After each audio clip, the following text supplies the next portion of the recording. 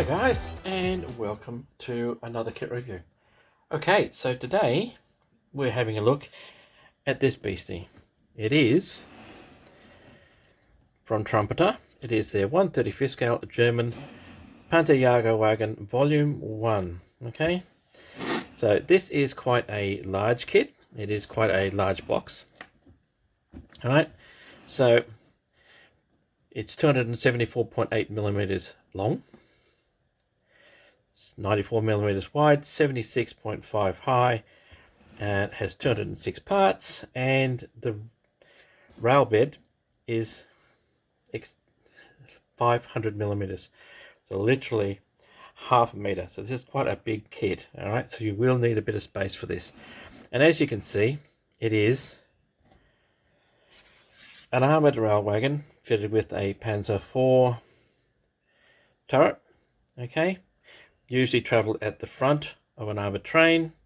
Behind it you had a wagon with a usually a captured tank such as a Char B1 or something similar on it, 38T, something like that, which could be detached and rolled off and attack anyone who was attacking the train. And these particular devices were used on the armoured trains, I believe might have been the BP-42 or BP-44. There's a couple of different configurations. This is the early type with a single Panzer IV turret. There is another one which you can see a lot of photos of, which has two Panzer IV turrets on it. Okay, so really nice box art. Okay, does show the wagon in action. All right, because it's just fired its gun. All right, so really nice. Let's have a look at the rest of the box and turn this over. On the side, you'll see side view. This does get basic decals, which is just the crosses, camouflage in red, brown, and green on an overall dark yellow base. You do also get Photo Etch, which is the armoured skirting around the turret. Okay, so you do get plastic or Photo Etch. Usual product is not a toy, etc., etc. On the other side,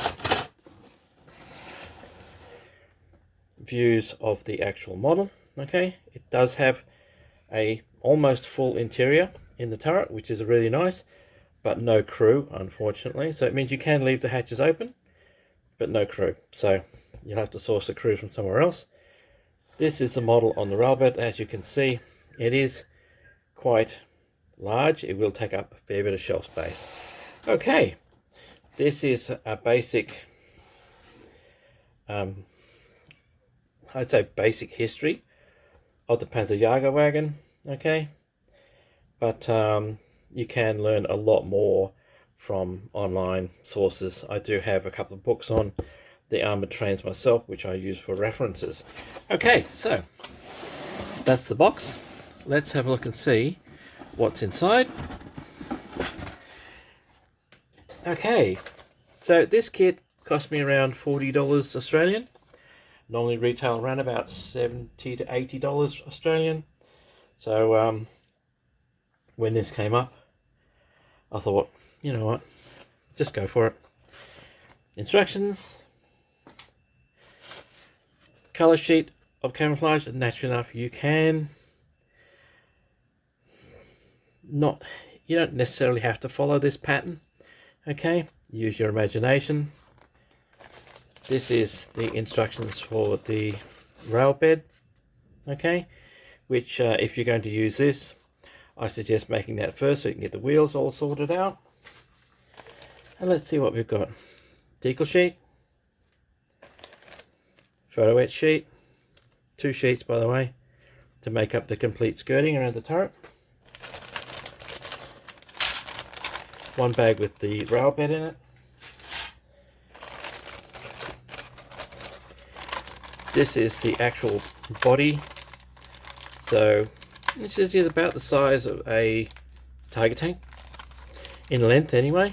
Okay, width wise quite narrow, so if you use that with just a part of the rail bed, it won't take up that much space, but we'll see how we go.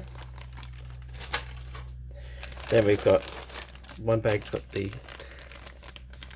main turret part on it. Next is the rest of the turret, to the base, and the commander's cupola, whatever way you want to say it, plus the plastic Schurzen skirts. Next comes the rear box and the ends and plating for the actual wagon itself. Next, that is one bag full of the wheels. So a lot of this is quite complex, right? There's a lot of details to the actual running gear. I do like the fact it does have a full machine gun, so I do like the fact this has a full interior on the actual turret. A lot of the details of the wheels, etc., and the running gear you will not see because of the way this thing is put together. And then we've just got the railway sleepers and the rails themselves for the track bed. Okay, and that's it. That's what's in the box. In a second we'll have a look at the instructions and the decals, etc.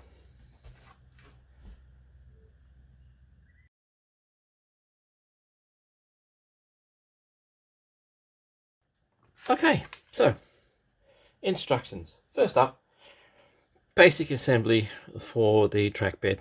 If you wanted to, you could forget about the raised section and just go with the rails.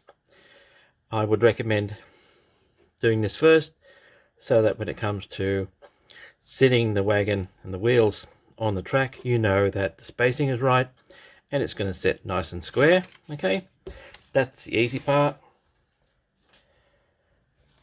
Let's have a look at the rest of it. Usual warnings on the front about cut this, use this tool, don't cut that, file and sand. Okay, sprue layout, fairly straightforward. Okay, there's not a great deal to this kit. It will make it quite an impressive kit, but it's a fairly simple build. Straight into the bogies, suspension, brake systems, etc. They go into a mounting box. Okay, so you won't see any of this. You may see the bottom of the wheels. That's about it. So you make two sets. You got front and back. Okay, fairly straightforward. And then those wheel boxes, so to speak, get mounted here in the base. All right, fairly easy, simple. That's one piece. As I said, you won't see much. In fact, that's literally what you will see if you're lucky, the bottom of the wheels. And that's the way the actual thing was, because you can't have the wheels exposed, because that's where I'd be aiming for. Shoot the wheels. Okay, that's the weak point. That train's not going anywhere. Take forever to replace those. All right, so then we get to the coupling section. All right, so you can make this as if it's not coupled to another wagon, or it is coupled to another wagon. Possibly with a little bit of care, you may even make this so it swings out the way. Okay, next you've got your buffers that go on the ends of the wagon, and as you can see, it tells you to make a hole. This is for your running lights. Now the running lights would have wiring, so that's something that you'd want to add once it's got to this stage. It's all glued together. You'll need to have a look at your references if you can find them on the internet as to how the wiring was, but I'm pretty sure it would have exposed wiring for those running lights, seeing as they're on top of the buffers. Then you've got a couple of steps going on. This is your hooks, etc., for attaching to the next wagon. Okay, that looks to be kind of a brake wagon or something, not quite sure. Then you've got your main box, and usually it had a wooden box on the back, so I'm assuming that wouldn't have been anything apart from tools. I'm pretty sure it wouldn't be ammunition, because that's just asking for it. Okay, unfortunately, it doesn't really explain much in these assembly instructions or on the box as to where this particular wagon was used or when. Okay, so that's going to be your references, and then the top of the wagon goes on, and then you get to the actual turret itself. So as you can see, it has got a two-piece gun barrel, but it does have complete breech mechanism, a full machine gun in it. Okay, this is for your cases to drop into once you've fired. So it is quite a complete and complex little interior. It's really nice. Two-part muzzle. Yeah, not sure about two-part muzzle. External parts for the turret. Again, more external parts. Okay, these are the surrounds for the inside of the hatches. You can have the hatches open, which is really good because you will want to see inside. If you're going to have a full interior, and this does have a full interior, okay, it has the winding mechanism for the turret, it has the crew seats, everything is in this turret, so I would leave those hatches open. Even though you don't have a crew, you can at least see what's inside. Okay, if you're not going to open the hatches, you could leave a lot of this stuff out and drop it into your spares box. Okay, so it is quite a complex, really nice complex interior on the Panzer IV turret. Okay, as you can see, main gun gets fitted into the turret. Okay, you do have your periscopes for the commander. You do have a turret bin, which is what they stand on. Back of the turret, this is your storage box. And then constructing the plastic Schurzen. Then the next step, 12, is your PE. Okay, this is your PE Schurzen. So you do have a choice between the plastic, which is one piece plus the brackets, or your individual PE parts. That depends on whether or not you're proficient with bending PE to the right shape, etc. Okay, and then overleaf. It shows you how the PE goes on. But you could probably have those outer doors open with the PE. I'm not sure. It would probably be a bit of work to do that with the plastic. And last but not least, step 14, turret gets fitted and she's finished. Okay, fairly simple construction, fairly straightforward. And then of course, like I said, this is your color call out. All right, 3 basic colors: dark yellow overall, red, brown, dark green, wavy lines. I have seen other camouflage patterns on the armored trains, so that would change depending on the season and also whereabouts the train was stationed. Okay, fairly simple, fairly straightforward, and as I said, very, very basic decal sheet, just the crosses. So let's have a look at the decal sheet.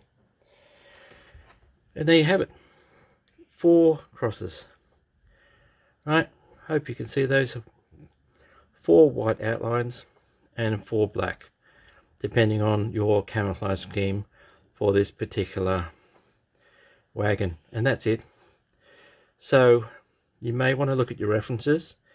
I do believe Peddinghaus, possibly a couple of other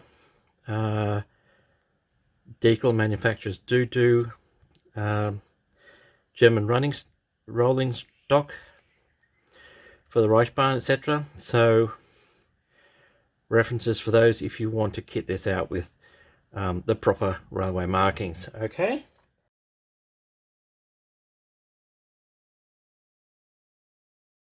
And last, we will have a look at these. These are your armoured plates for the turret. As you can see, they're both exactly the same. You've got a right and a left. Okay, this is fairly straightforward, really nice detail, some very tiny and very fine PE hinges, etc. on here. So as I said, if you are proficient with PE, definitely worth going for that. Otherwise, just go for the plastic and dress it up accordingly. Okay, so that's the PE, the decals. In a second, we'll have a look at the actual sprues.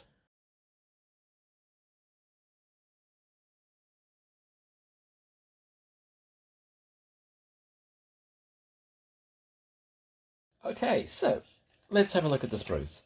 So let's do the basics. All right, so you've got, this is your track bed. You've got two ends, one solid middle bit, and two half bits. Okay, so they all just basically click together like that. It is a very coarse, rough track bed. Personally, probably wouldn't use it, but then again, it just depends on how you're going to display this particular beast. Okay, nice molding, not much to say about that, fairly straightforward. Okay, the actual track itself, the sleepers come up through the bottom and then the rails go on. So paint this up first, put your washers over it, make it look really nice, and then pop the sleepers through.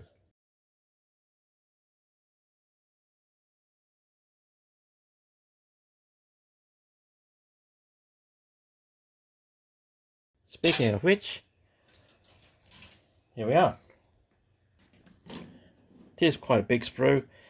This is probably the biggest sprue in the whole kit. Okay, these are your sleeper sections, your rails. Okay, these are your joiners for the rails. So this is the same track that Trumpeter uses for all its railway stock, so it will match onto whatever you've got.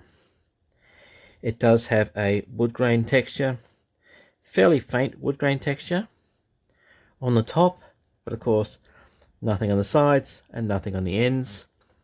So once it's embedded in the actual track bed, you won't notice that, but if you're going to use it like I probably will, without that track bed, bit of coarse sandpaper, maybe 60 grit or something like that, run it along the sides.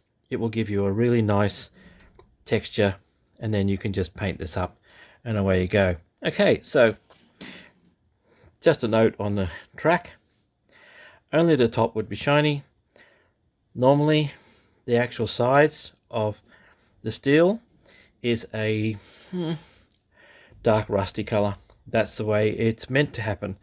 The rust actually becomes a preservative for the rail. Okay, so that's the tracks, that's your sleepers. Let's have a look at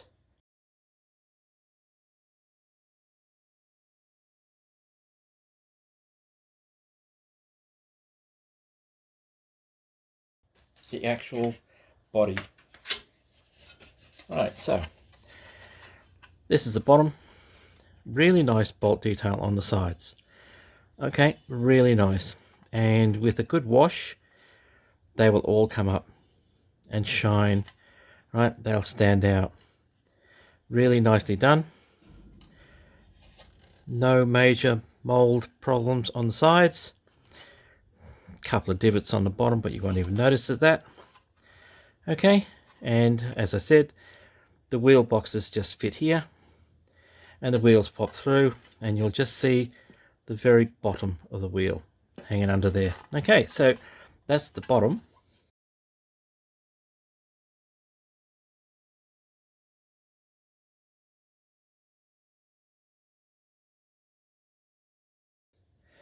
Let's have a look at the top. Very plain, not much to it.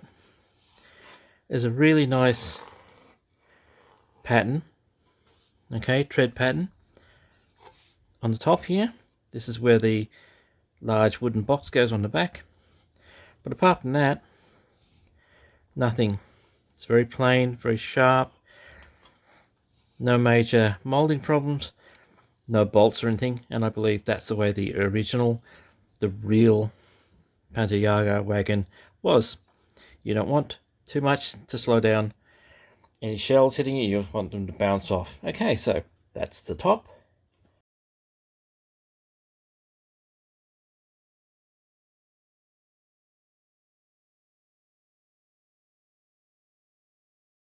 All right, so let's have a look at the next sprue, which is the wheels. As you can see, wheels, suspension, axles, etc., brake sections. So this is literally all your running gear, and it's not too bad. I can see a bit of flash on things, so there will be a bit of a cleanup around the mold lines and things, but not too bad. Fairly sharp detail. So even though you won't see it, it's worthwhile at least giving this a paint up and even some weathering, okay? Because the more weathering you do, the more practice you get. So this is ideal for weathering. If you've got railway running stock, you're not sure how to weather them up, put this together, weather it up, have a look, see. If you like it, fantastic. If you don't, you'll never see it again, okay? That's what I like. So that's the wheels for the wagon.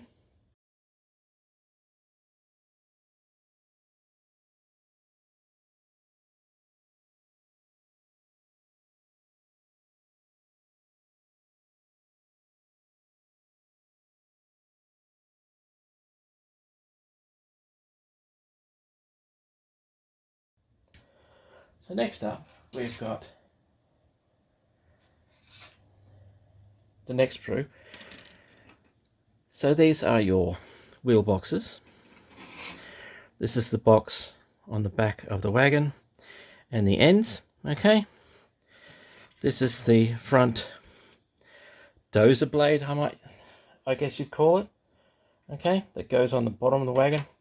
So this was designed to push away any barricades, logs, etc. that partisans, etc. might try and stop the train with. Now let's have a look. Excuse me. Basic bolt detail.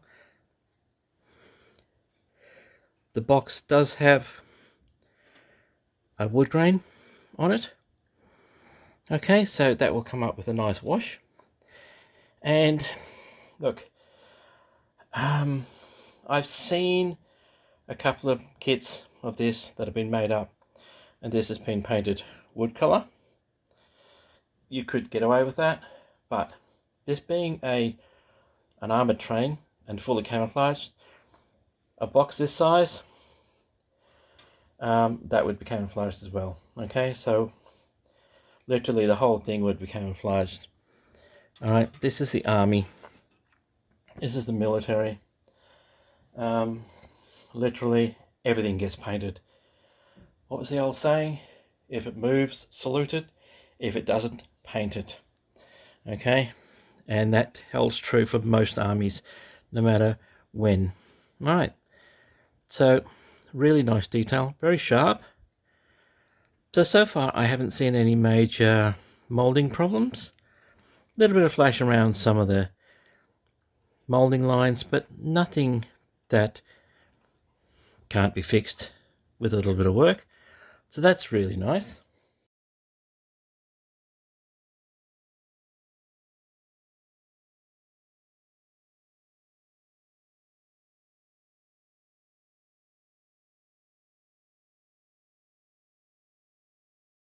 Okay, so let's have a look at the turret. So as you can see, one piece turret. Okay, naturally enough the front goes in. That's got the barrel, etc. on it. First issue I can see is just where the sprue is joined. Okay, It's right at the front. I would have preferred it probably down the bottom, but it's at the front, so you're just going to have to be careful and not cut too deeply, otherwise you'll just ruin that entire line. But the molding is quite crisp. It's very sharp. I'm not sure if you can see them. Probably in the steel you will. There's a lot of location points for various handles, etc. On the top, a lot of holes and things. So presumably these will all be filled with something. Here and here and here are the location points for the armoured skirt around the turret. If you're using the PE, which will have thinner brackets, I would think, you probably have to end up filling those and then redoing it for the PE. Okay, but apart from that, that turret is really nice looking.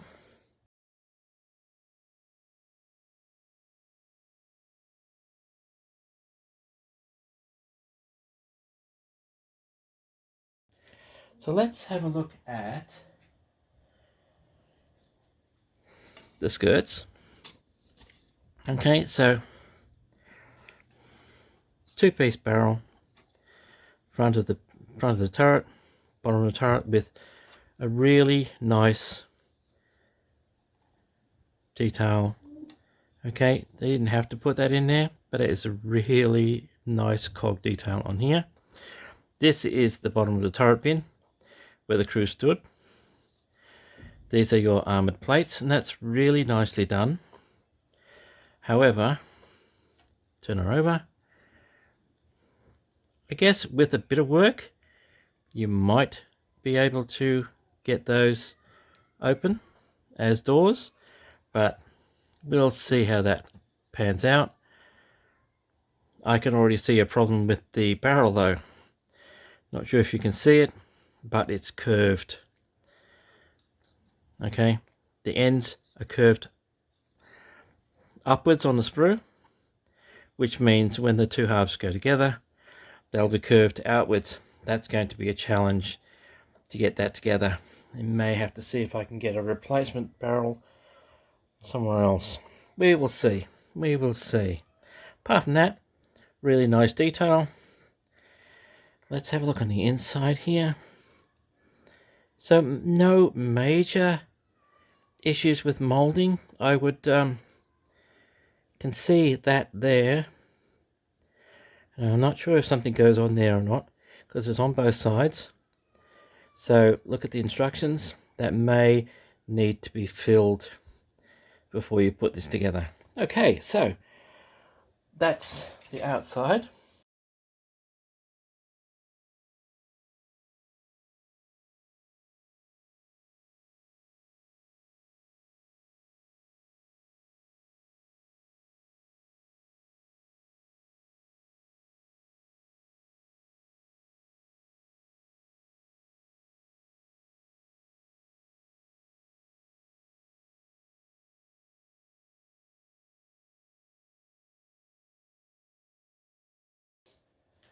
Let's have a look at the last sprue, which is all the internals for the turret. Okay, and this is the last sprue. So there's not much to it. Okay, it's fairly simple, straightforward. Really nice detail, although there's your side hatches, and as you can already see right there, they're going to need a bit of filling or a bit of sanding just in the wrong point. Okay, and also here, so I can already see on the hatches points where there's a molding divot, and it will need to be fixed on all of the opening hatches and things like that. So the internal parts, so this is the back of the internal parts. There's your machine gun, really nice. So yes, there are molding divots and things like this, including on the brackets for the armoured skirts. So all of that will need to be fixed. Let's have a look at the other side. Okay, natural enough on the other side. it's clean, right? But if you are going to leave the hatches open, you're going to have to fix those, either fill them or sand them down if you can. But apart from that, the detail, the internal detail on the gun mechanism, the seats, etc., really nice, okay? Really sharp, not much flash, but yes, that's your two-part muzzle, okay? So that will be a challenge to put together. It will have a join line, just like the barrel. And that's it, okay?